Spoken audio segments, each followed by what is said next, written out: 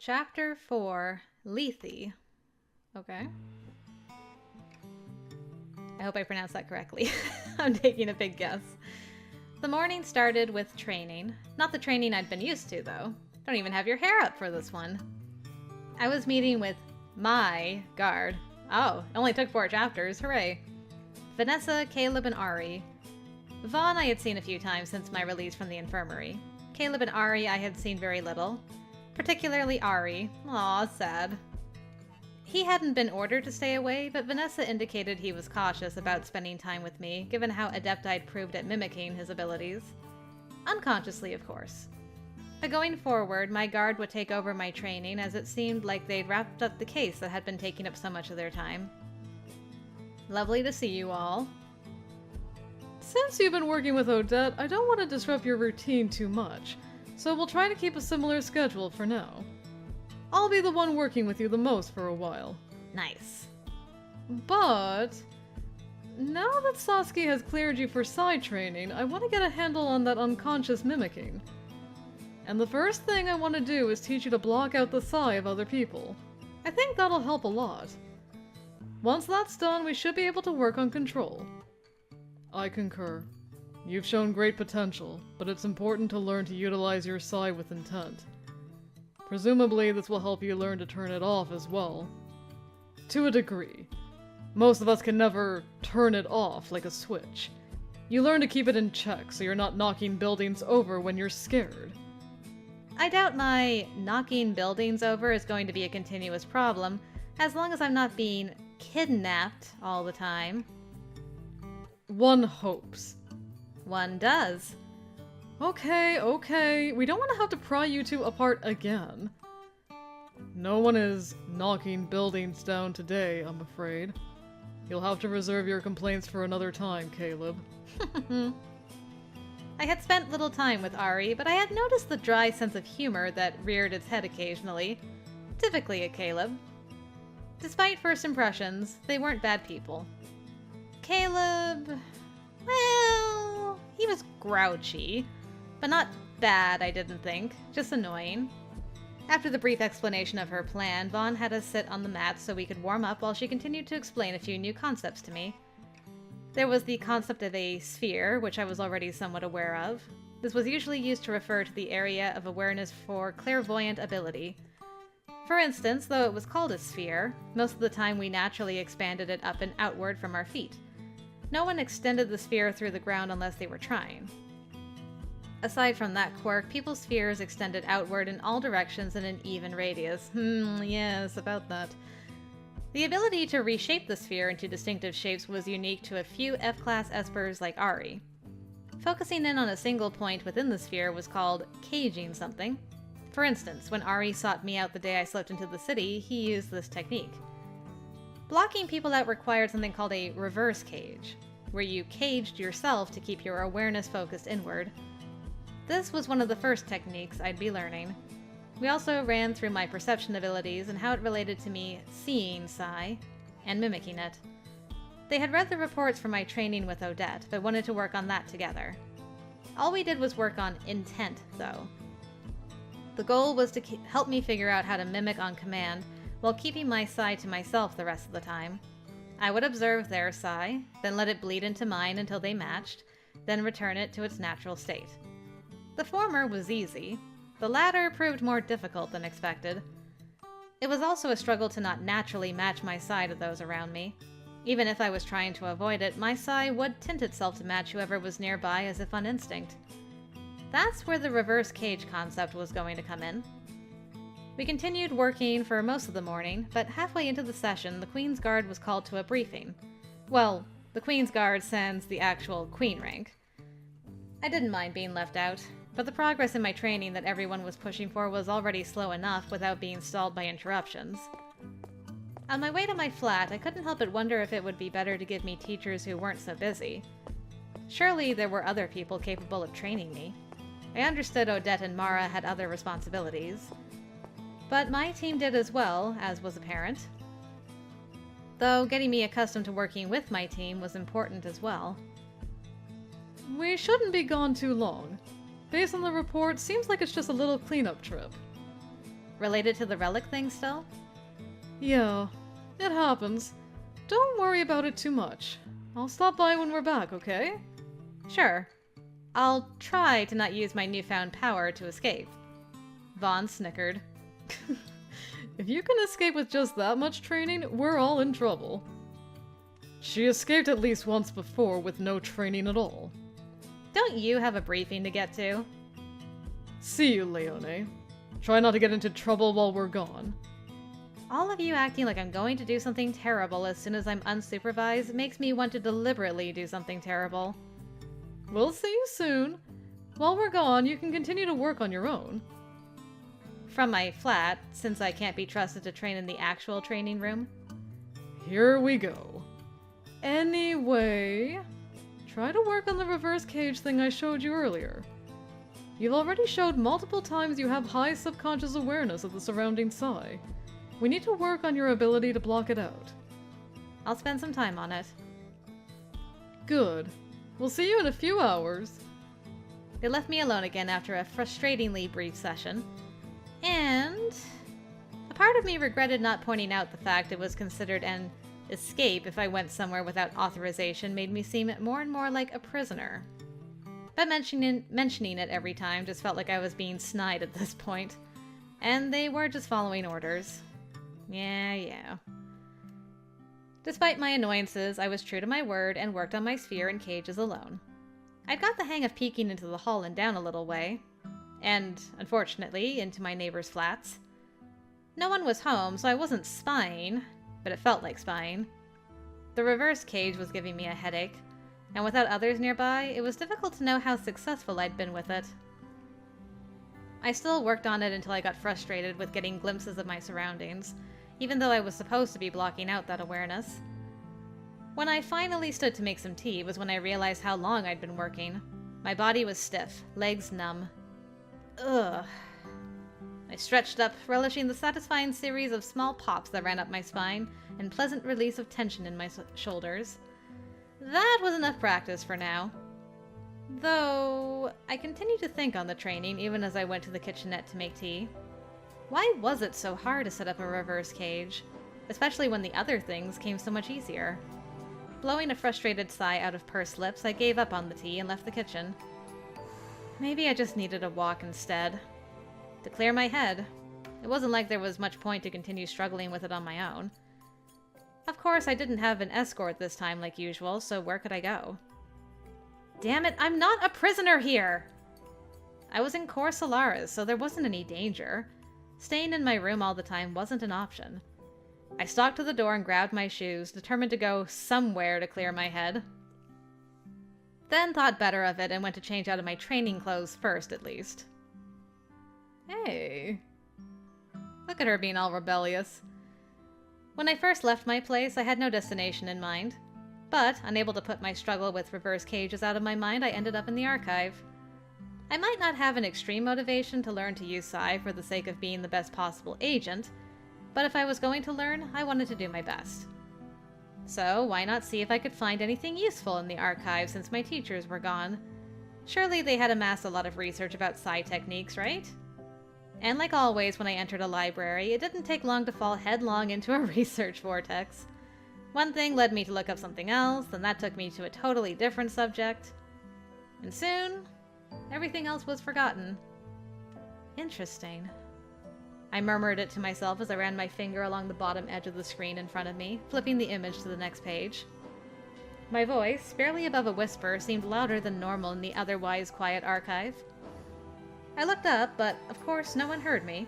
Or if they did, they paid no mind. I made a pleasant discovery about halfway down the rabbit hole I'd fallen in. Despite that no one had told me, I was already in the Endgame system as a First Guard member. One of the highest-ranking agents in Endgame, and high-ranking members had access to a lot of information.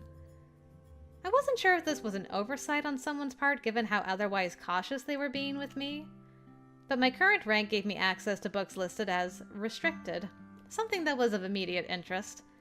Why do I feel like Magnus has had a hand in this? And I was taking full advantage of it, if not because some of the stuff was fascinating, then out of spite. Because there was nothing wrong with occasional spite snooping. Indeed, I like that, spite snooping. Maybe because I was currently at odds with its council, I found myself reading up about Endgame, its structure, history, founding. It couldn't hurt to learn more about it all, given they made me come here in the first place. Feeling a little like I was getting revenge in the process was just a bonus. It became quickly apparent how sanitized the history I'd learned in school was. Some events I read about in my ill-gotten reading material were familiar, and some were completely new to me. I'd had no idea Endgame was founded by the planetary AI, or King as the books referred to the computer system. Did I learn that before? Or is that new? That might be... It's not ringing any bells. But maybe it was mentioned and I'm just forgetting. So King founded Endgame. I was also taken aback by how clearly the books made it seem the AI was, well, a person. To me, they had always been a machine, a computer program. The sense of self afforded to the AI by the book seemed at once strange and obvious. I'd known King had come under attack after getting involved in an event known as the Capstone Disaster, a conflict started by the Third Caravan. I think we read about this before. Let's see. Yeah, they tried to make an unauthorized landing on the surface, and then everyone died. And then King put some energy over to the night side. Yeah. That was kind of crazy. And we read about caravans in general before. Let's see. Yeah, okay. We're good. We've read that stuff before. That was back in the very early days of colonization. King had intervened in what was a volatile situation. The way I'd been taught made it seem so much more nefarious than this version. In this version, King panicked at seeing humans fighting each other and took control of the system in an attempt to help. Panicked, like a person. An emotional response. Because of their pacifistic nature, King wasn't used to things like violent conflicts and wanted to stop the fighting. I'd always seen the intervention as a response to what the AI saw as a potential threat to their ability to control every system on the planet. But this made King seem more like a frightened caretaker. And the way humans immediately scrambled to gain control of their systems felt more accurate than the almost cartoonish image of a cold AI trying to control everything. That kind of led me further down a rabbit trail of reading about the AI. I knew the control hubs had gone on lockdown and were eventually shut down or destroyed, and that the AI had been behind that. I didn't know that after locking down the control hub at Core Solaris and isolating the entire dome, the AI had spent the next few decades gathering Espers. At the time, there were other humans in the dome as well. King's friends and companions. These humans helped set up what would become Endgame. King had known about Espers, knew the nanites had been altering humans from the moment we first breathed Arcalian air, and King was aware what that meant for us long before humans were. So that's how they knew to seek out humans who had already developed notable psi abilities, thus establishing Endgame before knowledge of Espers was widespread. Originally, Endgame's primary aim had been to protect King. Doing that, of course, would end the war by default. Making King unattainable by creating an army to protect them meant there would be no reason for humans to keep fighting for control of the AI. Though, of course, things were never that easy. Fighting continued, just not as overtly over King. I had known none of the information about Endgame's origins.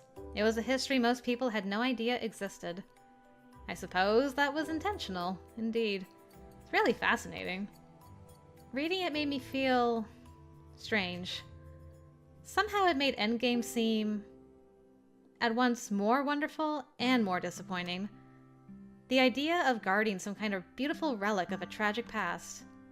There was a strange allure, a call to be a part of that. But to be inside it and frustrated by bureaucracy and the like. I stood, a frown on my face, as I went to return the data cylinder back to its place.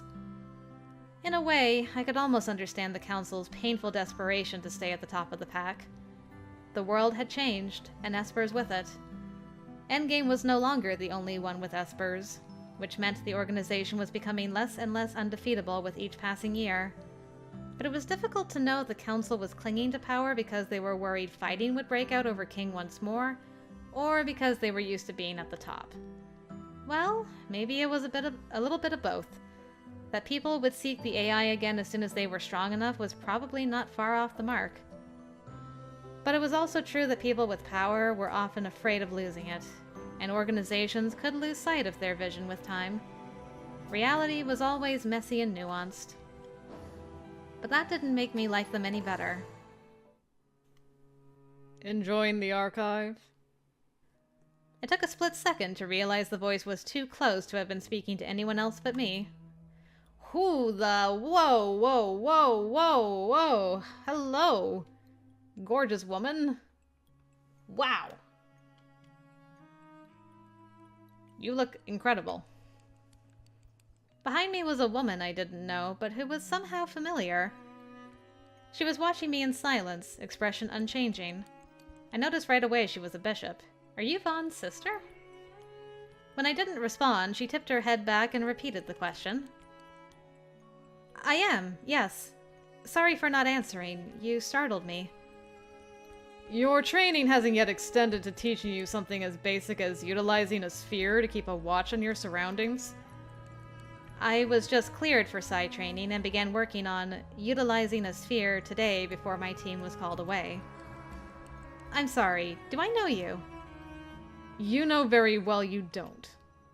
However, my sister is a member of your guard. And your name is? Oh, you're Lethy. Interesting.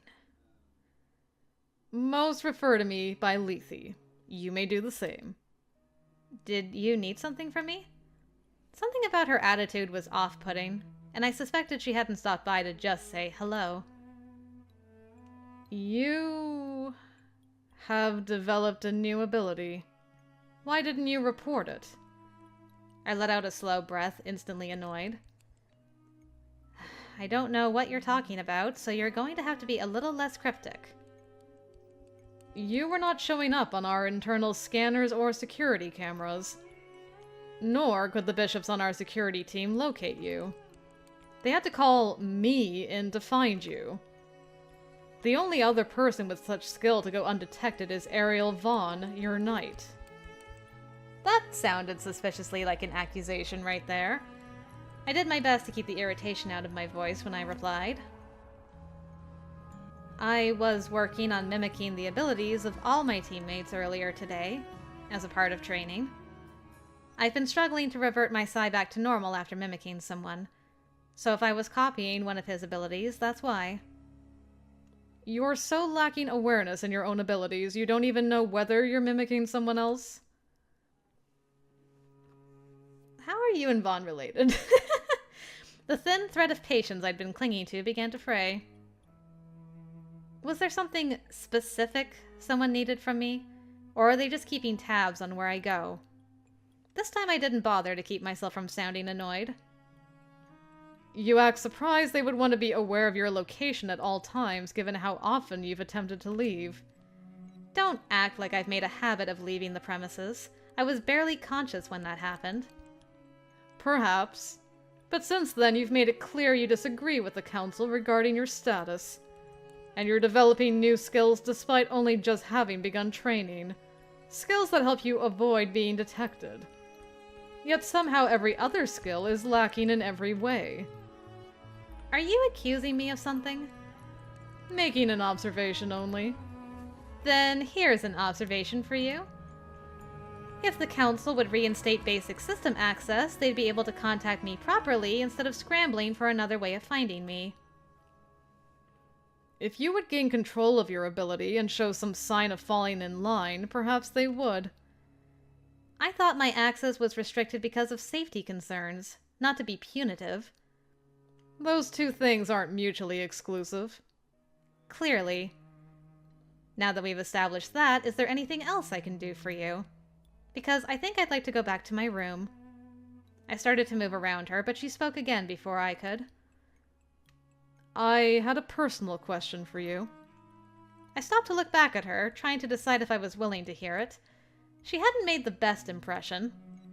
I mean, maybe she's just not very good at interacting with people because she spends a lot of time looking into the future. But in the interest of not picking a fight, I motioned for her to follow me. Let's continue this somewhere else, then. I moved around her and headed into the hall where I felt less strange trying to have a conversation. After a moment, I heard her coming after me, and she spoke as soon as we were outside the archive. Are you restless here, Morgan? Here at Endgame, you mean? Is there another possible meaning to the question? I want to know if you believe it is impossible to adapt to our way of doing things. I want to know if you are restless in this place.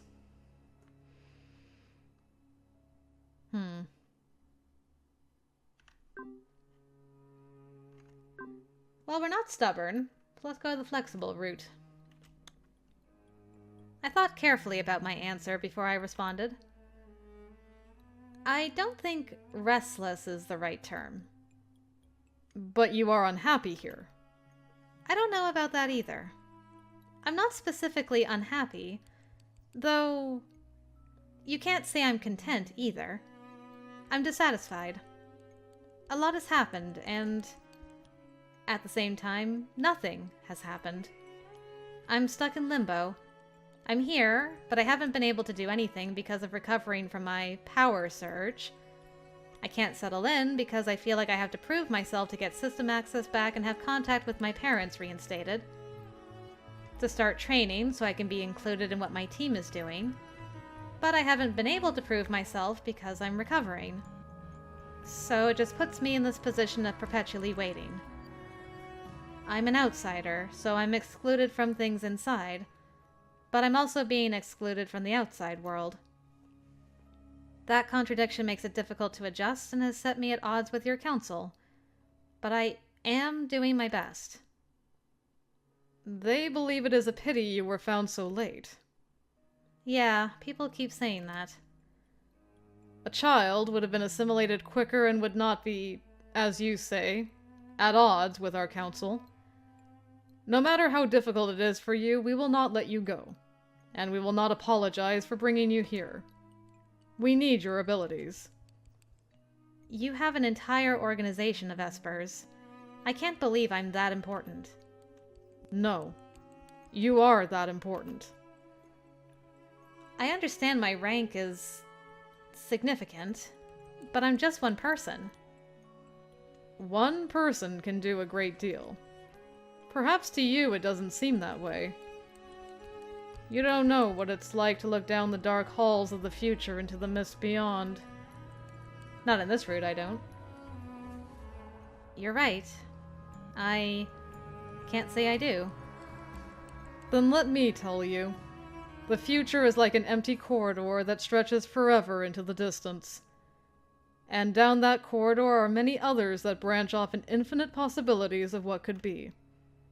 We pass through those halls like ghosts, pushed forward and only able to look back with regret at paths we missed.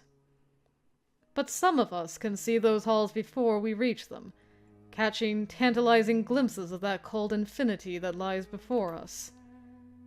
Yet to pick the correct path from so many is an impossible task. Is there a correct path?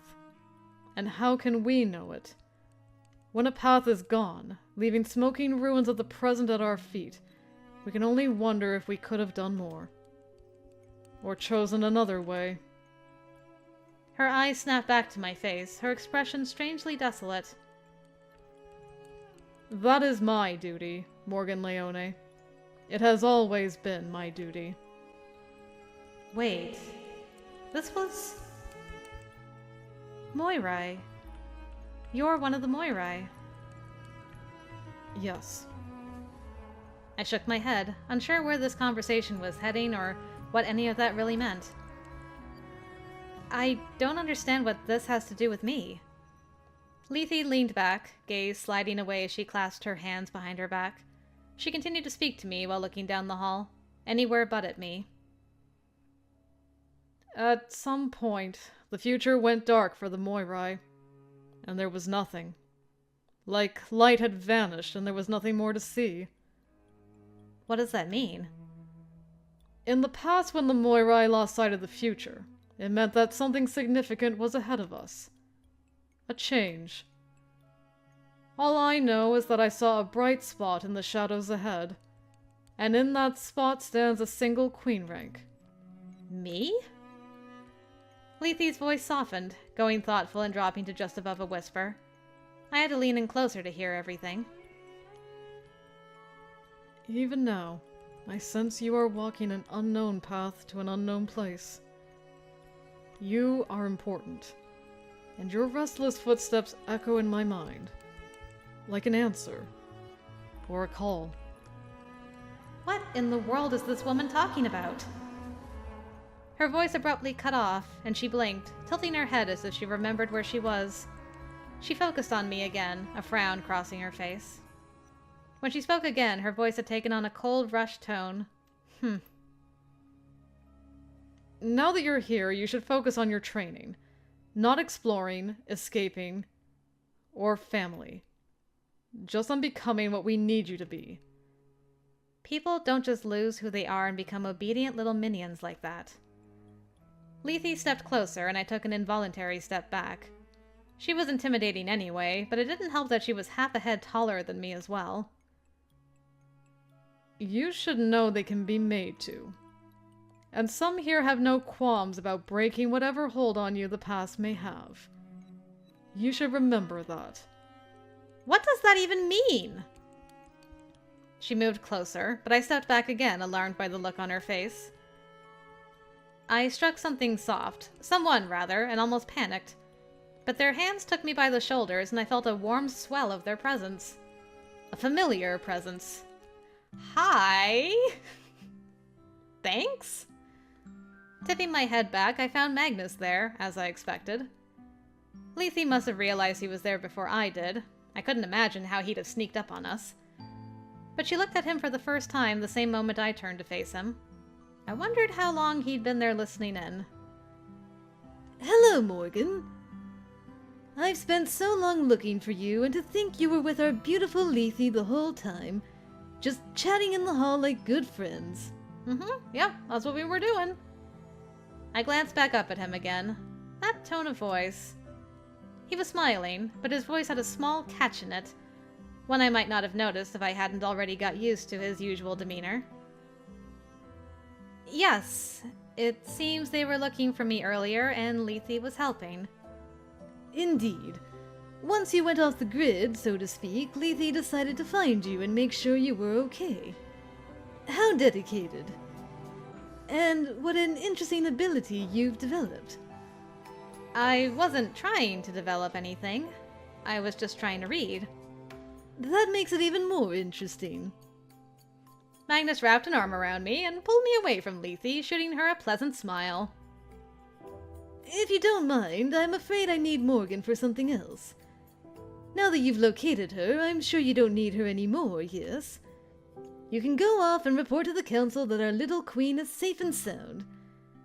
They're eagerly awaiting your personal impressions of her. He didn't wait for a response, but pulled me further away down the hall. Bye, Lethy! He called out in a friendly voice, waving as we left her behind. But he didn't release the iron grip on my shoulders until she was out of sight. Magnus. The smile had faded as soon as he turned his back to her, the look on his face one of pure determination.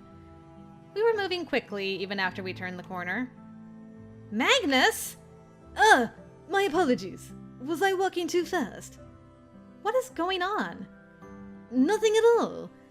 As I said, I was looking for you too.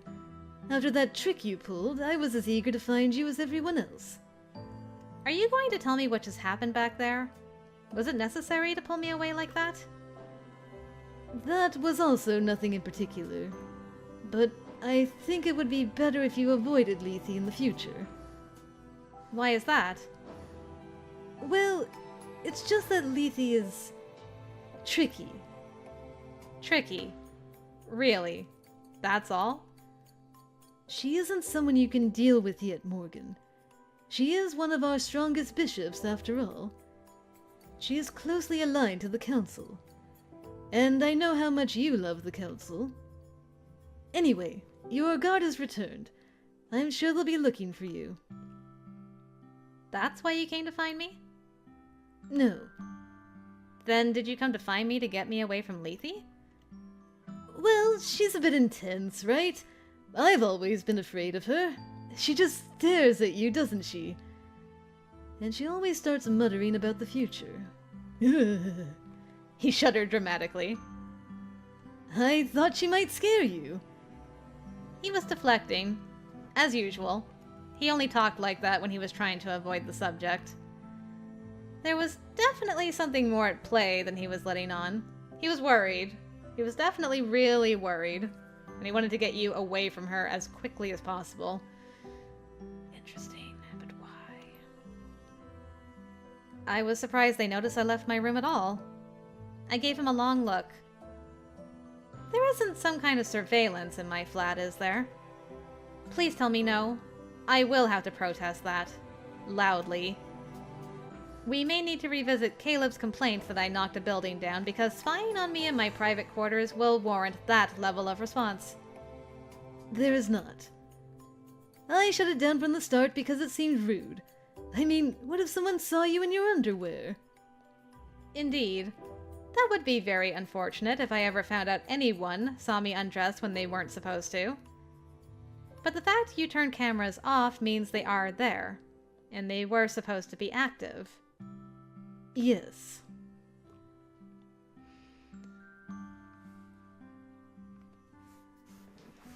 Well, I mean, he's done what he's like. I mean, the cameras are in there. I don't know why they're not working. It's a shame, really. Maybe you should get someone in there to fix. I can't figure it out, and I'm busy. I don't have the time, so you got to get somebody in there to look at it, I guess. Thank you. I took a deep breath, trying to stifle the rage at the thought of them disrespecting my privacy in such a way. Thank you for deactivating them for me. I'm glad I didn't have to find out I was being spied on and that you knew about it. And allowed it. Oh. Would that have bothered you? The part where I knew about it and allowed it? Yes, it would have. Quite a lot. Oh. I see. He stared thoughtfully at the ground for a long time. So how did you justify turning surveillance off? Is it going to be a problem? I cited violation of privacy. However, the council only just noticed your room wasn't being monitored today. Until now, I've been providing reports on your activities, and that was enough for them. Since the others give me daily briefings about your progress, I was able to extrapolate enough information to satisfy the council. Today, they checked themselves and discovered the cameras had been deactivated. When they tried to locate you with our internal security systems and couldn't find you, they were displeased. I was with Ari this morning and was doing some psi training alone in my apartment earlier. We're trying to make sure I can turn my mimicking on and off at will, and that I'm aware of when I'm doing it. Really now? It's a work in progress. It would seem so. Now that I've been cleared for psi training, I will try to get a handle on all this as soon as possible. He didn't respond. I gave him a sidelong look. His expression bore an uncharacteristic seriousness. Magnus? Oh, sorry. What were you saying? Nothing. Is everything all right? Of course. I was just thinking that our previous queen never mimicked Ari's abilities. Perhaps because she was not an F-class. What was she like? The previous queen. No one really says much about her. She was a unique individual. Unique abilities are a blessing and a curse. Please remember that, Morgan. Before I could ask what he meant by that, he said he was being called away and encouraged me to return to my room for the time being. He said we'd talk later, and then he was gone. I was left with a lot to think about. Persistent surveillance was not a sign of concern. It was a sign of control. And I did not like how determined this council was to control me, Not at all. I didn't want to pick a fight with the Council or the Moirai. I didn't want to be the stubborn one who caused problems. But I also couldn't allow them to treat me like an object they owned. I spent the next couple of hours in my flat trying to figure out if there was a way to somehow overcome this deadlock I'd reached with them. I was trying to be flexible. I was trying to adapt and accept my new circumstances. They were determined to make it harder. If I could just talk to them, sit down face to face, I knew we could compromise and maybe understand each other better. I wanted to understand, but they wouldn't even see me. How frustrating. I leaned against the side of the sofa, pulling my knees up as I wondered if I should work on the response to Mum's last message. I had a feeling I'd just be tempted to rant, something I couldn't do. Magnus was willing to help me circumvent the Council, but there was probably a limit to that, especially if I started airing dirty laundry to my family. The door chime went off before I could get up to work on it anyway, and curious, I expanded my sphere just enough to see who was there. It was Vaughn, Caleb, and Ari? I stood and pulled on my clothes before going to let them in. Hello, all you beautiful people. Morgan! Is everything alright? They worried I ran off again? Sent the three of you to make sure I'm being an obedient little shut-in? Ugh, no. Maggie told us what happened earlier when we debriefed him earlier. We didn't come to make sure you're obedient. We came to make sure you're okay. Magnus pointed out we've never properly welcomed you or given you a housewarming, and we decided to rectify that. If you're up for it. I let out a soft laugh, frustration melting away at that. Sure, of course. Come in. I stepped aside to allow the three of them inside. Man, even Ari came for the housewarming. That's a lot. If Magnus suggested this, I'm surprised he didn't come with you. Caleb's expression! If his eyes could go any higher, they'd be in his skull. Dang, man. You want that jerk here. It's not about wanting or not wanting it. I'm just surprised he didn't invite himself. He would have if he didn't have a meeting with his guard scheduled next. I didn't realize they'd brought food with them until Ari and Caleb headed to the kitchen together. Vanessa handed me 2 bags that appeared to be gifts. You three didn't have to do this. We did, I think. And we should have done it sooner. You've heard it a million times by now. We're not used to adults popping into Endgame like this. And even when it happens, they're not on the first guard. So we might be pretty bad at welcoming others here. Sorry about that. Don't worry about it. And yes, I have heard that many times. Today, even. Your sister said it as well. Ugh. Ronnie. Maggie said he found you with her. I hope she didn't say anything offensive. Ari came to the living room and handed me a glass. Veronica has a unique way of looking at the world. Some people find interactions with her annoying as hell. She wasn't offensive, but maybe a little annoying, yes. And a little odd. So her name's Veronica, but she goes by Lethy? Did the council, like, take away her name? Or is that, like, her title?